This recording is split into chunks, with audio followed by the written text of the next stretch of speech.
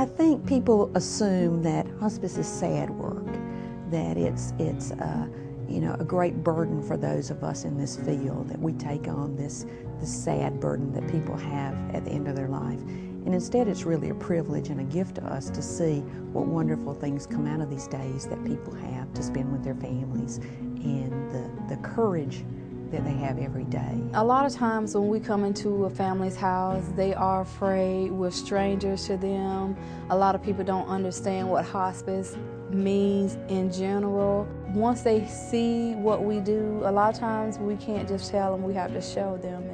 And by the time it's over, whether it's 2 days or 2 weeks or sometimes 2 years, we all get the same result, that they are very happy that we are in their lives. Hospice and community care is taking care of an individual person who is in the end of life. And that doesn't just mean the physical, but the emotional, spiritual needs that not only the patient has, but the entire family or anyone connected to that patient. To me, hospice and community care is a special way of caring for people, patients and families together in, I think, some of the most critical moments of life. As a patient approaches death, a lot of things come up for families, and they need help in working through all the challenges, the emotions, all the things that happen. They need guidance through that process, and we try to be companions to them and partner with them to make sure their needs are met.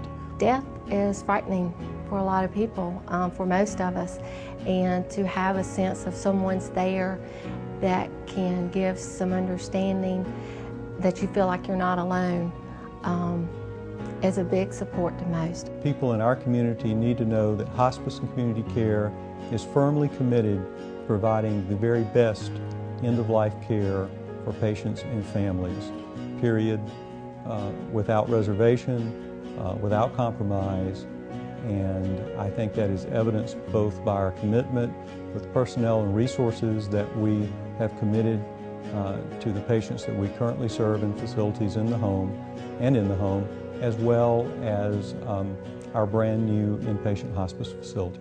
When I go out to speak and I ask everyone in the room to tell me where they'd like to be on the last days of their life, no one ever raises their hand and says, I want to be in an intensive care unit.